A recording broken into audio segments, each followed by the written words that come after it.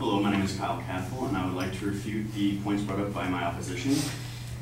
My opposition brought up three major points in the case that the U.S. should place stricter regulations on fracking. These points are environmental issues, health issues, and economical issues. I'd like to start with economical issues, and some of the issues that they brought up were that property value was decreased, and this is actually not the case. And I have some quotations here about economic benefits from fracking.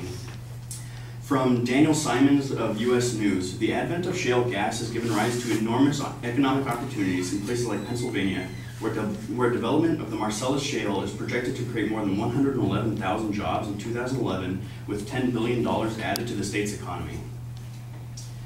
Zaida España of Reuters also adds that in addition, local governments will gain from increased tax revenues from Marcellus. These were $389 million in 2009. That's just from taxes alone. It doesn't include the actual selling of this oil and natural gas. Timothy Considine of Marcellus Coalition states that through shale gas, landowners will gain lease payments from drilling companies, local workers will have new opportunities of well-paid employment, and Marcellus, the biggest shale field, could have over 200,000 people working on it by 2020.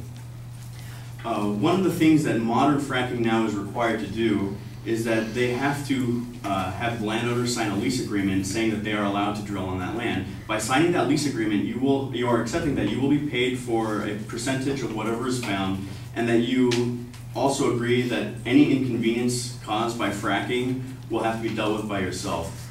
Any noise inconvenience or pipelines are agreed to in the lease agreement. If you don't sign it, you don't have to, it's your property. Susan Phillips from State Impact, NPR, states that shale gas plays have started paying off during the boom years of the 2008 crash with high initial yields and stable long-term production rates that can be reliably predicted through decline curve equations. Meanwhile, the costs of exploration and production continue to fall as a result of technological improvements. Even with prices around $4 million per 1,000 cubic feet, some projects such as the Marcellus Shale are profitable and prices are expected to begin rising again. In addition to this, hurting the fracking industry any more than it already is, and it is regulated currently today, could really have a negative impact on the U.S. industry.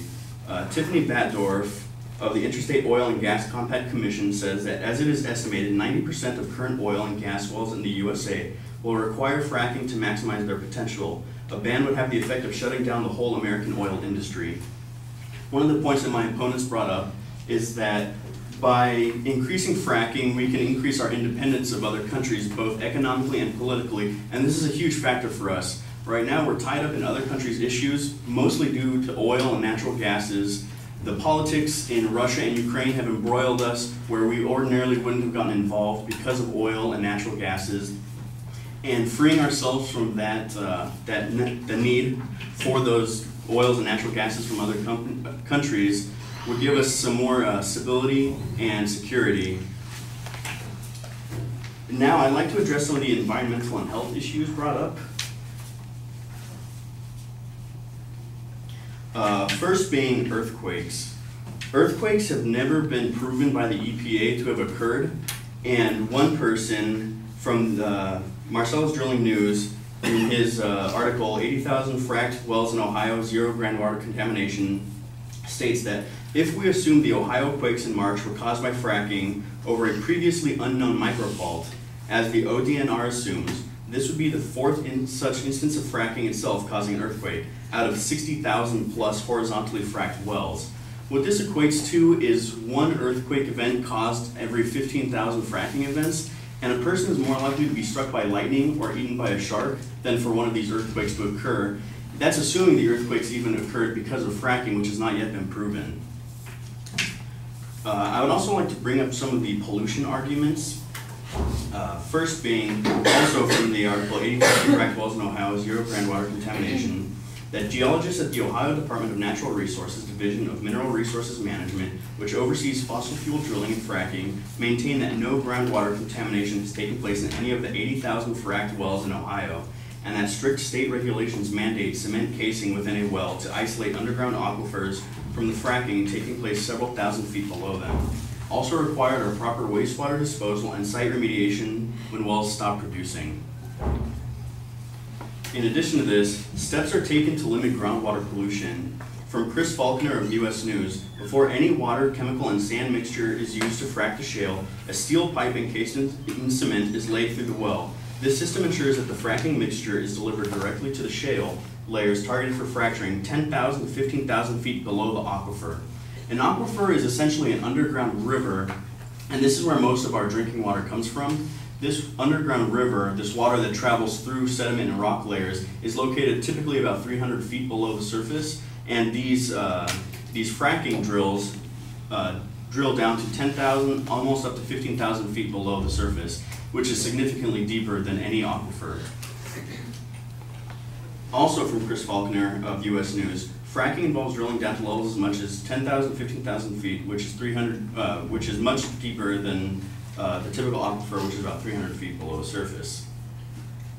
The composition of the fracking liquid is 95.1% water and sand, with the largest remaining components being potassium chloride, isopropanol, and petroleum distillates. Each of these is a safe chemical compound found in ordinary household utilities such as gum, candy, and deodorant. Another point was brought up about air pollution, and the largest debate about air pollution would be methane. Methane is mostly produced from cows around the world, and the amount of methane produced by drilling from fracking is negligible. From U.S. News, fracking is rumored to produce airborne pollutants like methane, benzene, and sulfur dioxide, but the EPA has yet to publish evidence of detrimental levels of any of these chemicals. This was published in 2014, it's very recent. From Alex Trembath of The Breakthrough, Stanford researchers do not identify natural gas as the main source of excess emissions, estimating that fracking is responsible for only about 7% of the extra methane.